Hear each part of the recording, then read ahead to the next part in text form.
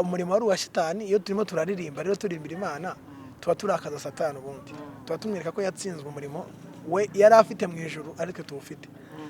Rero yuko urimo uraririmba burimo uramwaza satani burya. Yanesheje isi na satani, yampinduye kubicare mwegisha,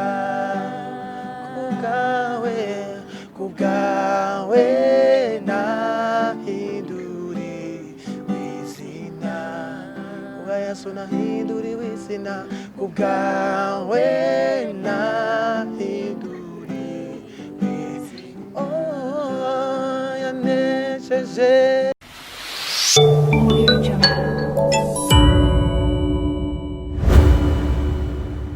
Kananjye ngusuhuze wadukurikiye ku Mutako TV, nizere ko umeze neza aho uri hose. Ikintu cya mbere nkubwira cyane nuko Uwiteka agomba kukurambika ibiganza mu byo ukora byose bikakubera byiza. Abarwayi mvuga ko mugomba gukira, kandi abasenga tukabasengera mwese muri rusange, ariko komeza wirinde COVID-19 dore ko hano hanze haniyo yugarije isi yose muri rusange. Ariko nta kintu dusabwa nk'Abanyarwanda nuko intera metero tuyubahiriza, kwambara agapfukamunwa neza, ndetse n'ukaba amazi meza n'isabune. Irinde undinde, hanyuma dutsinde COVID-19. N'umutako utatswe n'ibyiza, dusura abantu bagiye batandukanye mu bice bigiye bitandukanye. Nakubwiye ko naje gusenya ibikuta nkerekana ibyiza n'ibibi, ariko cyane cyane nk'umutako dukeneye ibyiza. Urabona abantu bari imbere yanjye bararyoshye. Aba ni abantu nashatse igihe kinini nkababura, ariko kubera ko kakazi k'umuvumburo ngomba kubavumbura, ariko noneho byari muri gahunda ntago navumbuye. Ariko iyo mvumbuye ni za gahunda nziza. Hano impande yanjye ni kumwe n'umwana w'umukobwa, reka nanjye muha ikaze ku Mutako TV. Nitwa Isiakamana, witwa Jeannette Umutesi. Gerageza uzamura ijwi ngo witwa Jeannette Umutesi. Jeannette Umutesi. Yego. Okay, hirya gato ndi kumwe n'umusore muremure cyane. Bateguye amahoro. Amahoro. Abantu dukurikiye ku Mutako TV. Amazina yanjye ni Munezero Bokose, ndo muririmbyi w'indirimbo zihimbaza Imana. Munezero Bokose. Hirya gato umusore ufite gitari, umusore arashaka gusa nk'umu producer tuziranye hano hanze w'icyamamare. Turaza kumugaruka tugaye kaze. Murakoze cyane. Amazina yanjye nitwa Niyo Kwizerwa David. Reka dutangirane na gitari n'umurya n'amajwi meza kugira ngo mwumve abo natumiye ni bantu ki, ese baje gukurikira ku Mutako. Dore twiragize kwanza Uwiteka tujya mu ndirimbo zituje. Uno munsi abantu natumiye ni abantu barimba indirimbo zihimbaza Uwiteka. Ari nabyishinza kubabaza bakansubiza. Reka dutangirane n'indirimbo.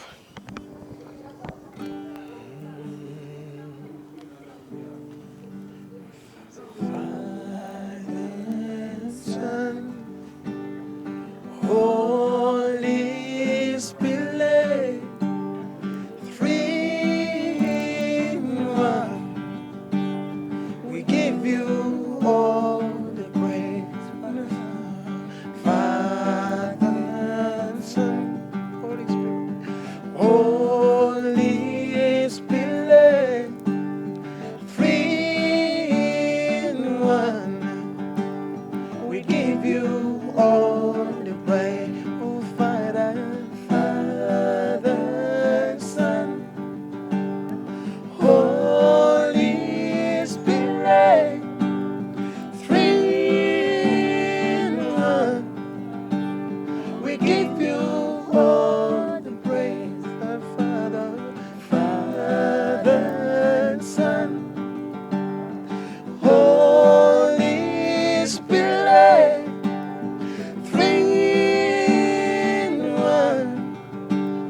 we give you all the praise. Jesus, Father of the nation, we love you, we love you. Jesus, Savior of the nation, we love you.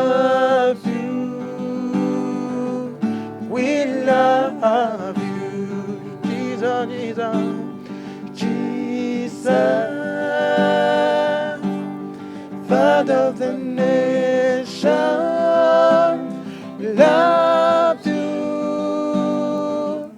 We love you. Jesus, Jesus, Jesus. Father of the nation, we love you. We love you. Yes, we love you. We love you. Love you, love you, Jesus. We love you. Yes, we love you. We love you. We love you. Yes, we do. We love you. We love you. We love you. We love you. We love you. We love you. Yes, yes, ni Umutako TV, amajwi meza cyane, amajwi meza cyane. Ndishimye, nanezerewe cyane ko subscribe, like, share na comment kugira ngo ujye ukurikira ibiganiro byinshi tujye tukugezaho. Reka tuganire, utubwire ese watangiye ryari? Namenyere muri za ndirimbo z'abantu bazamuka hejuru n'ibiki, ariko no munsi twinjiye mu bijyanye n'indirimbo zihimbaza Uwiteka. Reka nongeye nk'ikaze kwanza. Ya murakoze cyane nyine kumwe kaze nko navuze amazina yanjye banyita Munezero Bokose, ndi umuramyi, ndirimba indirimbo zihimbaza Imana zo tuzi mu ndimi z'amahanga gospel. Baturi kumwe nko bavuze Mutesi David, n'abacuranzi ndetse n'ababekers. Ya musiki wanjye naho utangiye nka kariyeri ya gospel, nayitangiye mu mpera za 2018 2019, ariko indirimbo ya mbere nayikoze ku itariki ndumva hafi 12 z'ukwa 2020 korona igiye kuzamo. Ya ni byiza cyane iki gitekerezo cyaje gutunya ngo uvuga ati reka nisange mu ndirimbo zihimbaza Imana, ukaba utarye muri za ndirimbo z'isi tujya twumva no hanze. Nahoze mbivuga karengewe ubundi kujya muri gospel navuga ko ari umuhamagaro w'Imana. Ni Imana iba yashatse kugukoresha. Rero Imana yashatse kugukoresha inzira zose, ibyo wanyuramo byose, ibyo wagendamo byose birangira wisanga. Ntago navuga ko cyane cyane amahitamo yanjye uvuga ngo mpisemo gospel, ariko mvuga ko wenda napushinzwe wenda n'uwo mwuka na spirit y'Imana, mvuga ati okay, reka nkore gospel. Nsanga ndirimba muri kwaya, ariko naravuze ati kugira ngo ubutumwa bugere kure bubonwe n'abantu benshi cyane, nanjye nakongeraho akanjye nk'umuhanzi ku giti cyanjye, noneho ngafatanya n'abagenzi banye n'ubundi tugashyira umuziki ndetse tukavuga ubutumwa ahantu hose hatandukanye. Twagutumye kugira ngo tukoze byinshi bigiye bitandukanye. Ese izi ndirimbo ziramya Uwiteka niko twanavuga, zigamije iki muri rusange? Okay, ubundi misiyo ya mbere y'abakozi b'Imana ni ukugira ngo dufate n'abataramenya Imana bayimenye, ndetse n'abayimenye tubashe wenda kwibukiranya, ndetse n'indirimbo zikomeza imitima cyangwa zitwibutsa iby'ubwami bw'ijuru. Indirimbo zifite akamaro kanini gakomeye cyane. Indirimbo buriya akamaro ka mbere nubwo nyine yajya avuga ngo ubwo umurimo wari uwa satani, iyo turimo turaririmba rero turirimbira Imana tubaturakaza satani, ubundi tuba tumwereka ko yatsinzwe umurimo we yari afite mu ijuru ariko tuwufite. Rero yuko urimo uraririmba burimo namwaza satani burya. Noneho ikindi indirimbo zifasha mu kubohora. Hari abantu benshi bazumva bagakizwa, hari abantu benshi bumva bakumva hari igihe wumva indirimbo ukumva urayikunze, ukumva igusubijemo icyizere mu buzima. Ya indirimbo zihimbaza Imana ni nziza cyane kuko zirimo ubutumwa bwinshi bukomeza imitima y'abantu, zitanga ibyiringiro mu mitima y'abantu. Ya okay, ku ruhande hari mushiki wacu kuba warahisemo gufatanya n'umuvandimwe kugira ngo mukomeze mwereke Abanyarwanda n'isi yose muri rusange ibyiza mufite n'impano mufite, byakujemo gutugira ngo abe ari we mwafata? Murakoze, nk'uko yabivuze nyine ntago ari ibintu wenda ugomba gushakisha, ni ibintu bikuzamo, ni ibintu wiyumvamo ubwawe bitagombeye ngo ubipushinge cyangwa wumve nyine ubikeneye cyane, gusa ubyisangamo ko ari umuhamagaro, ukumva ugomba kubikora kandi bikaba. Kuva na kera wajya kuririmba mu rusengero? Cyane kuva kera nyine no gukorera mu makorari. Wahereye ryari uririmba amakorari? Nanyuka nanjye kera niba mu cyaro ko ndi umusiramu ariko najya nkunda kujya kuririmba mu makorari. Wewe watanye ryari? njye sinavuga ngo natangiye ryari cyangwa ngo nibuke umwaka kuko twakuze ababyeyi batujyana kurepeta tukiri bato cyane nyine kuko nyine umuntu yabikuriyemo. ukomeje kubikuriramo nanakwifuza ko ukomeza kubikuriramo bibe ngombwa kuririmba n'izindi ndirimbo zino zo hanze nyine zaba abandi nyine nagishaka kuvugaho cyane wabyemera? Ntabwo byakunda. Nicyo uhora ubwira Imana ati uzandinde kujya muri ziriya ndirimbo z'isi zitaramye witeka? Gusaba Imana kudukomeza kandi ubushake nibwo bushobozi, ubwo dushaka gukorera Imana tugomba kubikora kandi twabigeraho. Ndi hirya nanone ku muvandimwe ubu musanga kuri gitari cyane ndabeshya? Oya ntabwo beshye. Gitari wayize nko muhe mwaka ugereranyije? Gitari nayikozeho kera ariko nza kugeraho ndabireka gusa 2017 gutyo nibwo nakoze kuri gitari mbi umwanya. Hari abantu bavuga ngo kwiga gitari ni ibintu biba bigoye cyane, bababwira iki? Nababwira ko bitagoye, ntabwo bigoye. Ikintu cya mbere ni ubushake kandi gushaka niko gushobora. Ubwo rero ikintu cyose iyo ugishyizemo ubushake ugashyiramo imbaraga ugashyiramo no kugikunda, burya ikintu gikunda byanze bikunze nubwo cyaba kigoye urakimenya. Bishobora kuba bigoye ndabyumva ariko bigora umuntu wabyemereye ko bimugora. Iyo bikunze cyane ntabwo bimugora. Nicyo nababwira. Atari hano twicaye cyangwa mu bikorwa byanyu by'ubuhanzi bwanyu hari amakuru aryo ucurangira? Ntabwo njya kure y'ibya bagenzi banjye, nanjye ndi umukristo, ndi n'umuririmbyi, nawe mba muri korari. Muri korari yanjye rero nkoramo umurimo w'Imana wo kuririmba no gucuranga ariko bitari cyane. Ndaririmba gusa, ntabwo njya nkunda gucuranga cyane kuko ndi umuririmbyi cyane. Twumva Israel Mbonye n'abandi bahanzi benshi bagiye batandukanye, bayeri Aline Gahongayire n'abandi benshi bagiye batandukanye, ugasanga barafatishije cyane. Intego yanyu ni iyihe kugira heza mwumva hashimishije? Ni iki musaba itangazamakuru muri rusange ndetse n'abantu babasapotinga mu bikorwa byanyu? Icya mbere, icyo numva viziyo ya mbere mfite nuko numva ko byakwaguka ntibibe mu Rwanda gusa, ntibe no muri Afurika gusa. Twarize dushobora gushyiraho ibyongereza, dushobora kuririmba ifaransa, bikagera kuri hashoboka ku isi hose, kuko ubutumwa tugomba kubugeza ahantu hose. Hari abantu benshi, ngewe buri munsi numva ko hari roho imwe ikeneye kumenya Imana. Numva ko buri nguni y'isi yose hari umuntu ukeneye kumenya Imana. Rero niyo mpamvu numva ko ngewe binshobokeye, Imana inshoboje, numva ko ngewe ubutumwa nabugeza kure bishoboka. Nanone ikindi wenda waruvuzeho ngo ni iki itangazamakuru ryadufasha ndetse n'aba manager dukorana n'abadukurikirana umuziki wacu. Icya mbere wenda mvuga ko itangazamakuru ntabwo ngewe ubwanjye najya kuririmba muri church cyangwa ngo ndirimbire mu rugo iwacu ngo message nshaka gutanga ikundi. Ni abantu ba mbere bashobora kwihutisha ikintu cyane itangazamakuru. Uyu munsi nshobora gukora, nabonye ukuntu bisigaye bimeze nka internet. Nk'uyu mwanya twicaye aha ngaha, I know isi yose irabiri kubibona jya. Ni ikintu rero cyoroshye ko bishobora kuba byagera kure. Nk'ubu ngubu rero itangazamakuru narisaba kugira ngo ridushyigikire, bagerageze gukwirakwiza nyine ubwo butumwa tubahereza, kuko nibo bafatanyabikorwa ba mbere bakomeye bashobora kudufasha, ndetse n'abandi bakurikira umuziki wacu. Icyo tubasaba gusa no kugumya gukurikira ibihangano byacu, mukaduha umwanya, mugafungura amatwi yanyu kugira ngo mwumve ubutumwa tubahereza. Natwe turahari kugira ngo tubikore kabisa.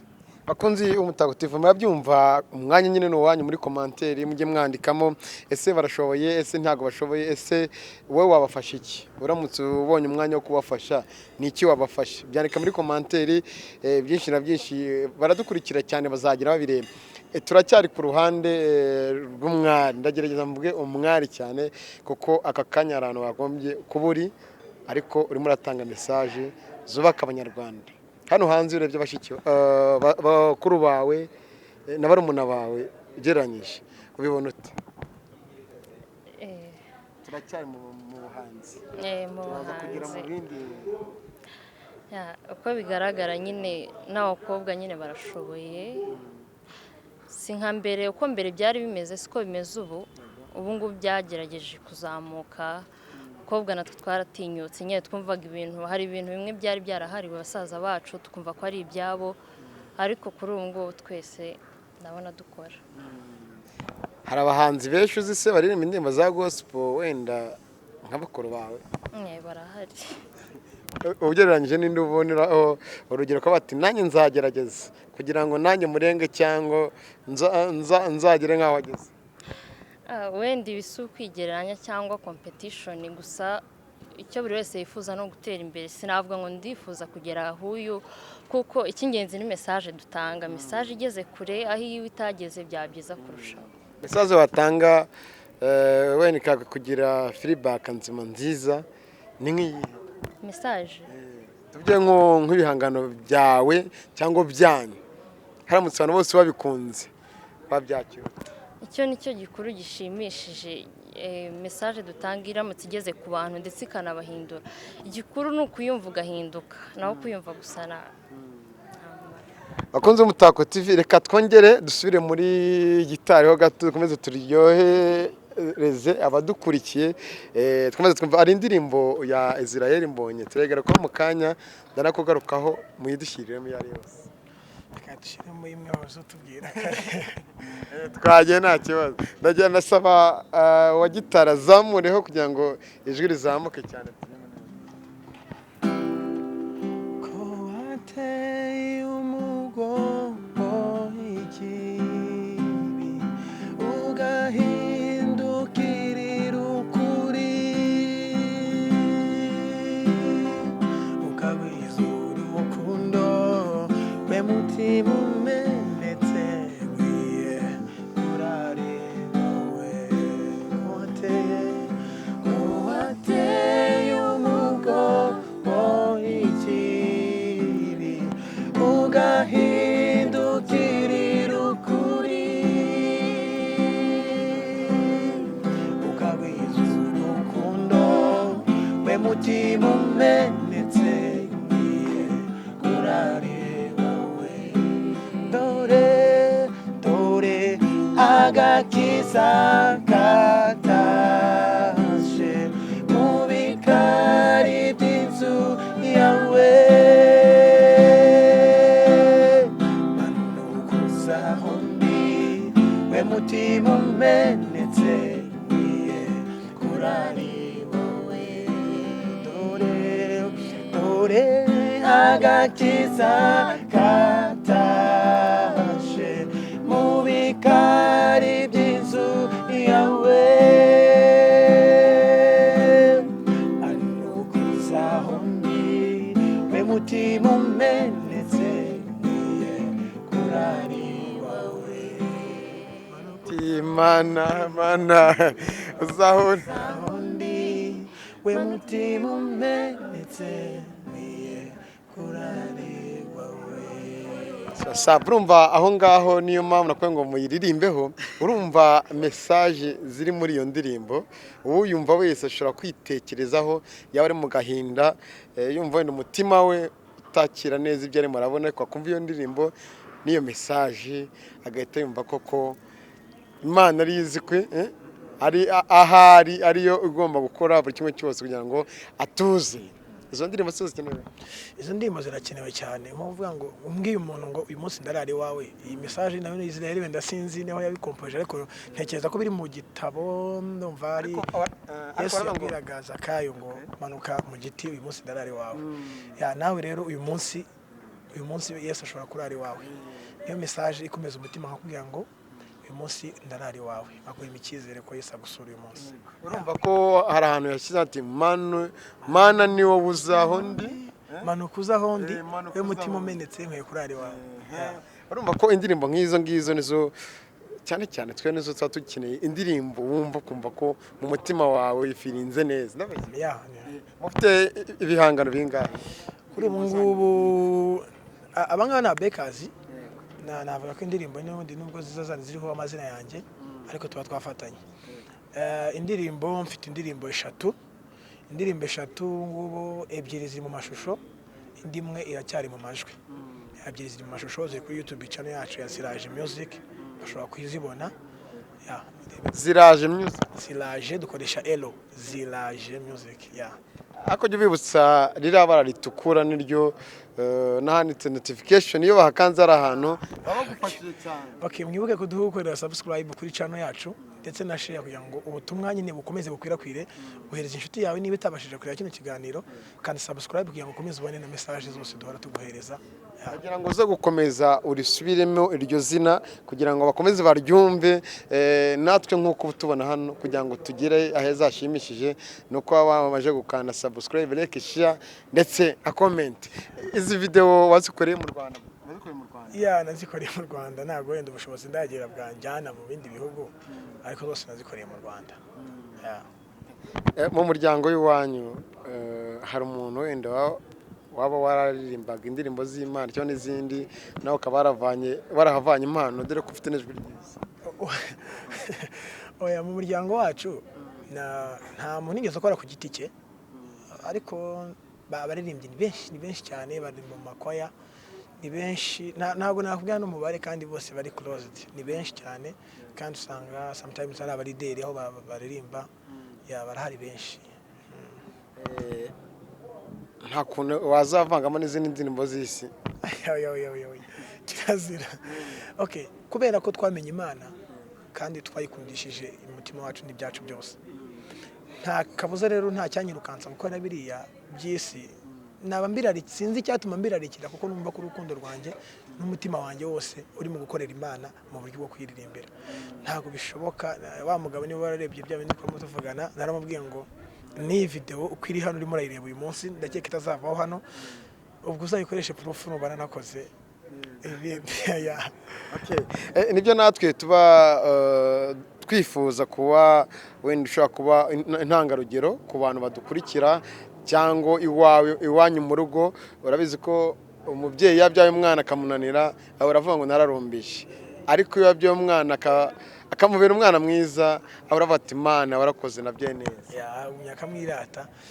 Okay, byo nkora bitera ishema ababyeyi banjye, birabashimisha no kuba wenda naje ahangaha abagomba kumbaza wagiye hehe, namubwira ati nagiye hano, courage, komeza ukore, baranshigikira cyane, byagenze bite, kubyo nakubwira ngo mfite amatsiko yo kumva ibintu wavuze, cyangwa mfite amatsiko yo kumva ukuntu waririmbye, kandi nakubwira ngo ukore iki, ugire gutya, kuba utanasohoka mu rugo atakubwira ngo se ugiye umeze ute, wambaye ute, baranshigikira cyane. Byiza cyane. Hari amakuru dufite ko ushaka kuba ukunda umuhanzi Israel Mbonye cyane cyane, nibyo? Ese nimba ari byo mwarabonanye? Nimba mutarabonana urifuza iki kuri we? Nakifuza guhura nawe, ndamukunda, ni umuhanga mu byo akora, ni umuhanga mu myandikire, ni umusizi mwiza. Ntabwo ndahura nawe, numva narageze mu gitaramo cye, narebye mu gitaramo cye, namubonye ari kuri stage nyine, ndetse no gukomeza kureba ibihangano bye. Ntabwo ndahura nawe, nanakifuza guhura nawe cyane. Muramutse muhuye ni ikihe kintu wamubwira kirenze ko wakibwira abandi? Ibintu mba numva namubwira ni byinshi. ni byinshi cyane, kuko igihe numva nk'indirimbo ye nkumva nyine no muri comment ibintu najya kumwandikira nkumva sinabona ngo mbirondore byandikeho, kubera ko ni umuhanga. Namubwira mbese nifuza kumenya ukuntu akora, uburyo ahimbamo indirimbo ze, ko aririmba, nkifuza ko nanaririmbana nawe.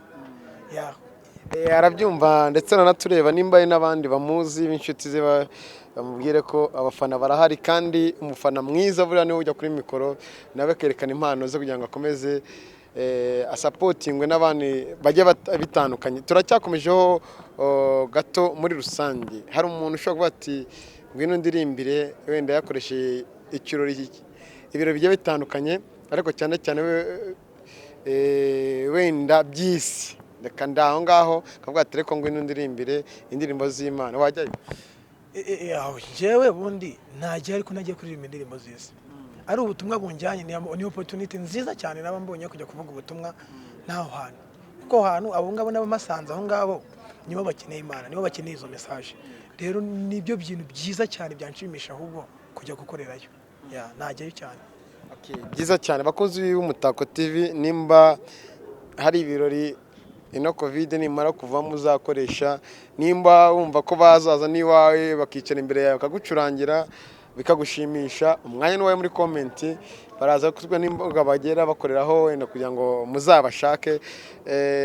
Hanze aha hari abasore cyangwa urubyiruko rugenzi rwawe ruri mu nzira zitari nziza, umwanya n'uwawe kugira ibyo wababwira. Nimujya gukurikira Umutako TV, hari abantu namwe bagenda banyuraho bigiye bitandukanye, abarokotse, abakiri mu buyobe n'ibiki muri rusange, nabyo tuza kubikubwiraho.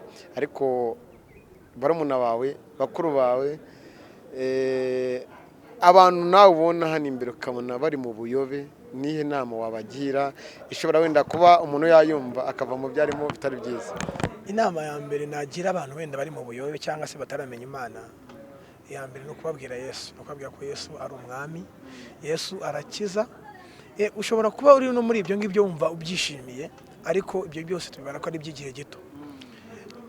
Ni iby'igihe gito, kuko ubundi ndavuga ko umuntu wese uri mu buyobe cyangwa se umuntu utaramenya Imana, mwifurije kumenya Imana. Icyo nakubwira ngo Yesu ni umwami, arabohora, arakiza mu buryo bwose bushoboka. Igikomere cyose waba ufite aracyomora. Yesu Kristo atanga amahoro mu mutima ndetse n'umunezero. Niba musange rero, kuko niwe buye rizima ryanzwe n'abubatsi, arahindura ya. Okay, ari amakuru ko dufite ko ufite manager, nibyo? Ya no mufatanyabikorwa ariko na manager ni namwe tumufatanyabikorwa, ariko wenda nko kunyaramumenyeza n'akazi najya mutazi na manager. Tujya dufatanya ni manager, niko namwita n'ubundi nko nyambivuga ni manager ya ndamufite. Mufite ahantu mukorera ibihangano byanyu? Ya uwo ngo rero nita manager, afite studio yitwa Love to Record, ikora amajwi, akagira naho dukorera ama video, nayo nimva n'indi studio ikora video ya GT Production. Tujya dufatanya n'indi studio yitwa Greenland Music. Ya tujye dufatanya nyine muko dushoboye kose, ya tukabona birabaye. Okay. Byiza cyane. Uramutse ubonye ndi mu manager wenda ubona uvuga ati ngiye gushoramo amafaranga mugeze kure cyane handi mo kwifuza n'ibihangano byawe komeze bimenyekane cyane birenze ibindi, bamwemera? Biruko nshaka twakorana. Ushatse kuvuga ngo iki? Okay, atasaba ibintu byinshi cyane, atankoresha bitajyanye n'umurimo wanjye. Nubwo dukorana nk'uriya manager navuze nakubwiye uriya uyamwita TGP, nubwo dukorana ariko hari ibyo twemeranyaho nyine dukorana nabo twemeranyaho. Nicyo mpamvu rero navuga ngo abonetse uhuje nuko nemera nabyemera. Twongere dusure mu ndirimbo yawe bayiducurangire. Sinzi nimba ari indirimbo ugeze kumva kumva muri telefoni ugeze kumva. Niyo nshaka noneho mwongere mwincuranye, kuko ya ndirimbo nayo nayikunze cyane. Twagiye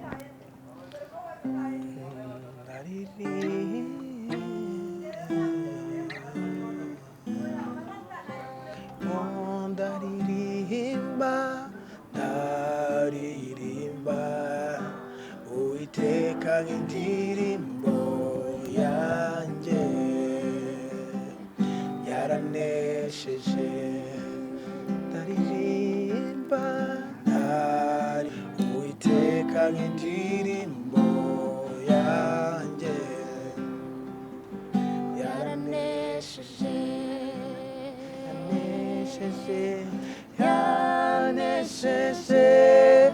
Isi na satani yaminduye kubicaremwe gisha.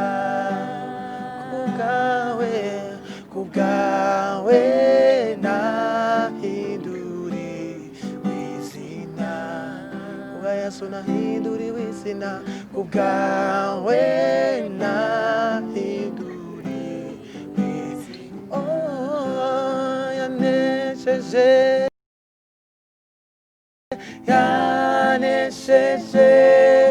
isi na satani yaminduye kubicaremwe. Oh, ni mumwambaze arakomeye.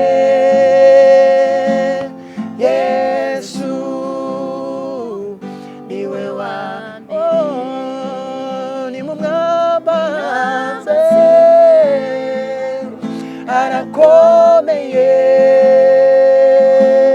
Yesu niwe wa mbere. ati ni mu mwambazi niwe wa mbere yanesheje siko watuma nyizwa kandi ni umusiramu. Byanashimisha burya, byanshimisha ukishijwe ku bwanjye. Nukuri tuba dukeneye abantu nk'amwe birimo ubutumwa bugera kure, nabifuriza ko mwazakomeza mu nzira nziza. Urakoze cyane kabisa, natwe nibyo twifuza ko twakomereza muri ino nzira kugira ngo ibintu bikomeze bigende neza. Murakoze. Byiza cyane. Hari abantu ujya wumva barimo hano hanze bavuga ngo barakijijwe, akajya mu materaniro, akajya mu idini, agapfukama bakamusengera ati narakijijwe, nyamara hanze y'urusengero ugasanga atarakijijwe bitewe n'ibyo akora. Ubundi kuri wowe umukristo ni iki? Kuri wowe umukristo nyawe arangwa n'iki? Ubundi umukristo ntabwo arangwa no kwitwa gusa ni umukristo cyangwa no kujya mu materaniro. Umukristo agira ibice nakita wenda nka bitatu, ariko ndavuga kuri bibiri niko wenda nge ntekereza rono. Ariko muri ibyo bice ngiye nkarasamo umukristo icya mbere ni ukwemera, nkuko upfukama akavuga ati bakagusengera ko ukijijwe, ukatura amagambo usubiramo. Icyo ni etape ya mbere, ukitabira amateraniro, ukaba mu rusengero n'iki. Ariko iyo umaze gukizwa hari indi etape yindi ikurikiraho, iyo ntago igirangira, iyo umukristo we ayihoramo. Iyo wemeye wemera uwo munsi ugakomeza muri uwo murimo umwe w'ubukristo. Ariko iyo wemeye iyo etape ya kabiri, yo ni etape yo guhindurwa kugira ngo ntabwo uyu munsi nshobora kuba nywa inzoga cyangwa nkora ibijyaha, ntabwo cyaba ari kimwe. Iyo nemeye ngakizwa uwo munsi ntabwo ibyo byaha mbita mbireka byose. Niyo biretse navuga ko ari nko gukirirana, kwa muganga bamujyana bakamuha imiti agahita haguruka ku minsi 2 ngo babyita gukirirana. Rero umuntu wakijijwe uwo munsi ukabona ngo yatangiye kuvuga ngo ku ndimi, ukabona ngo yatangiye guhanura, ukabona nyine ibintu byose ugatubona yarikabije, nko gukirirana nkuko nakubwiye. Rero dukenera etape yo kugira ngo duhindurwe umunsi ku wundi. Duhindurwa rero kuri kamere yacu tukagenda tuyicikaho. None n'indi etape nanone yindi mvuga ko yerekana umukristo wa nyawe uruta no wundi ujya mu rusengero, ni umukristo wera imbuto. Umukristo wera imbuto, kwera imbuto bishingiye ku bintu byinshi. Ushobora kubana n'abaturanyi bawe neza, ushobora gufasha abatishoboye, ushobora guhura mbese za kamere zose ufite. Niba uvuga nabi, kwerera imbuto abantu ukababwira neza, ukavuga neza, kwera imbuto nibwo bukristo bwa mbere mvuga cyane bukomeye. Rero hari abantu benshi bajya mu nsengero gutyo, ariko ikintu cyo kwera imbuto cyaramunaniye neza, ugasanga mu rusengero rwose ni n'umuririmbyi, ariko ugasanga afite izindi kamere hanze. Nta muntu yafasha, ahura n'umuntu umusaba ku muhanda akaba yamukubita n'ishuti. Na Yesu Kristo yarahagararaga, yaba adafite amikoro avuga ati ndagufasha iki, akaguhereza icyo ukeneye. Rero natwe rero nk'abakristo dukeneye kwera imbuto kugira ngo tube abakristo ba nyabo. Mu gihe utarera imbuto ntabwo uri umukristo, ntabwo navuga ko uri umukristo. Hari ikintu ushyizemo njya nkunda kuvuga cyane, iyo umuntu akivuzeho gira amarangamutima y'agahinda n'umubabaro. Ko hari hano hanze hari abantu batajya bibuka ko hari imfubyi n'abapfakazi cyangwa abantu bababaye. Ubigaruyemo ngira emosiyo ku mutima, kuko nimba twumva ko hari aho twageze mu byiza, aho twageze mu mitungo, tukibera ko ari imfubyi n'abapfakazi. Ibyo bintu nabyo mu burokore bwacu buturanga bizajya bituranga bijya bituranga kabisa. Icyo kintu kiturange, dufashe imfubyi, kuko hari ijambo nkunda kuvuga ngo tugire ikintu cyitwa abandi ni ugutekereza ku bandi, tugakorera abandi, tukavuga ku bandi. Kubavugaho ntabwo ari kubavugaho amagambo mabi. Niba umuntu akubajije runaka muvuge neza, sibyo niko kumuhereraho imbuto. Rero icyo mvuga ngo iryo jambo abandi nuko tugomba gutekereza na babandi bari mu mihanda barimo barasaba, nuko tugomba gutekereza za mfubyi. Urumva mu mutima wanjye sinzi wenda ntabwo navuga ko ari ukwirara, nkunda gufasha muri bike mfite, nkunda gufasha. Banumva nafasha umuntu icyo adafite mfite, icyo nshoboye kumukorera ntakimukorera. Rero abakristo tugira umutima wo gufasha. Nkuko duhora tuvuga ngo abakristo tugira umutima nk'uwari muri Yesu Kristo. Yesu Kristo yari umuntu ufasha. Uwo mutima nk'uwo rero tuwugira, dufasha abantu, sibyo? Dufasha abantu, tubabe hafi, abarwayi tubagemurire kwa muganga, abakene tubahereza ibyo kurya, abatambaye tubambike, tubaye kuri ibyo ngibyo dufite, kuko no ku munsi w'urubanza ibyo Imana izashingiraho cyane nuko izashingira ku bandi, no ku byo twakoze tukiri hano ku isi. ni ku bandi. Ibyo bebe wakoze uzaba warabikoreye abandi, ntabwo uzaba warabyikoreye wowe. Nk'uko ijambo ry'Imana, nk'uko Yesu yavuze ngo nzakubaza ngo nari nshonje ntiwangaburiye, nari nambaye ubusa ntiwanyambitse. Abo ni abandi, ntabwo ari Yesu Kristo uzigira uhura nawe. Uhura mu nzira yambaye ubusa ni Yesu Kristo, numucaho. Twavuze byinshi, twaganiriye byinshi bifite akamaro. turashoje gusa ikindi gihe nzambakenera, mbemereye mujye muza muvuga ati turagukeneye. Ikindi kintu none mbemereye, aho nzabasha kwishima nzabafasha, bitewe wenda nabo mbasha kuganira nabo, cyangwa n'abanyamakuru bagenzi banjye no mu bindi biganiro bigiye bitandukanye. Nsaba bagenzi banjye kuri radio ndetse na TV Sango Star, muri tumakomane kino kiganiro, muri bya biganiro byanyu byo ku cyumweru muzabafashe n'ibindi biganiro bigiye bitandukanye.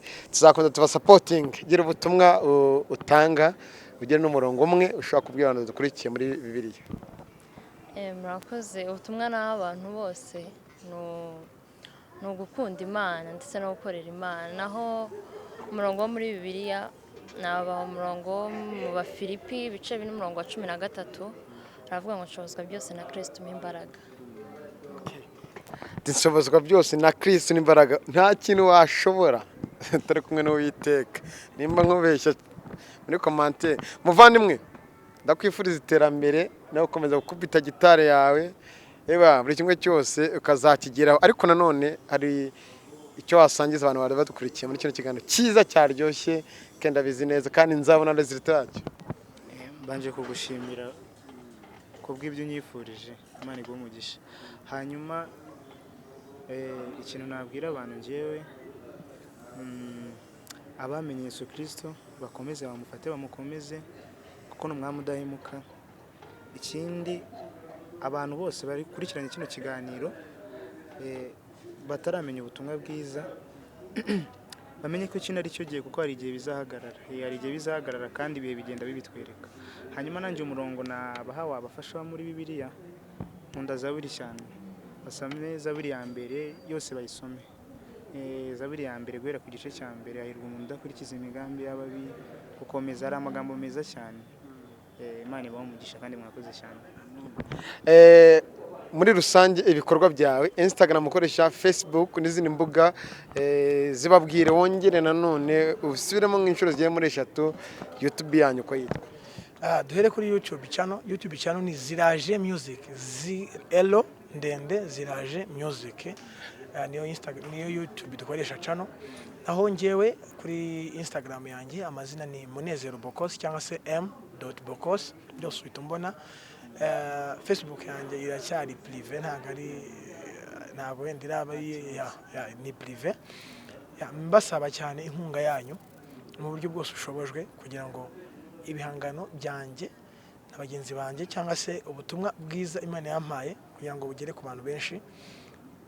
Nicyo kintu nabasha kubasaba, kandi nshimira cyane uwo twakiriye. Imana iguhe imigisha myinshi cyane, isi yakamanaja forget. Ndabashimira cyane, mwakoze kuduhamagara kugira ngo wenda iyi message igere ku bantu benshi cyane. Ndashaka no gutanga message mfite ni imwe. Message yanjye iravuga ngo abantu twamenye Imana, nkuko David yarabivuze, niho twese dusangiye message ngo tuyikomere. Bajya bavuga ngo niba uri muri Yesu neza gumamo, ndetse n'umuntu utaramenye Imana namubwiye ngo Yesu ni umwami. Reka uyu munsi abakristo ndetse n'abandi bantu basanzwe mufite umutima wa kimuntu, tugira ikintu cyitwa gutekereza ku bandi, dukorera abandi, dufasha abandi, kuko nibwo buzima bwa buri munsi. Ineza ubisanga imbere. Murakoze. Murakoze. Nizere ko ariko imbuga zanyu bitabihuta. Facebook ni Jenny Mutesi, Instagram ni Mutesi_Jenny. Facebook ni David, hanyuma Instagram ni David, niyo kwizerwa David, David. reka tubashimire abantu mwese mwe mudukurikiye mwakunze ikiganiro twagiranye n'abavandimwe muri commentaire. Umwanya ni wanyu, ariko reka dusoreze ku ndirimbo bagiye kudushakira ariyo dusorezaho, hanyuma nongere ngaruke mbasezera.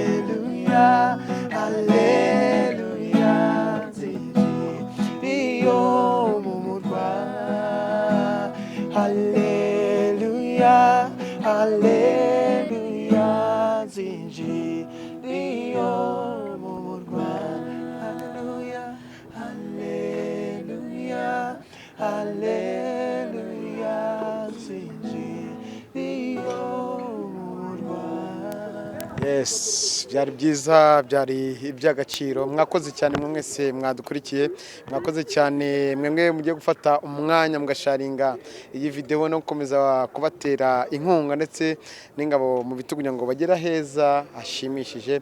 Mwakoze cyane wamaje kukana subscribe, like, share ndetse na comment ku mutako. Nitwa Isaac Imana y'u Rwanda, ibane namwe.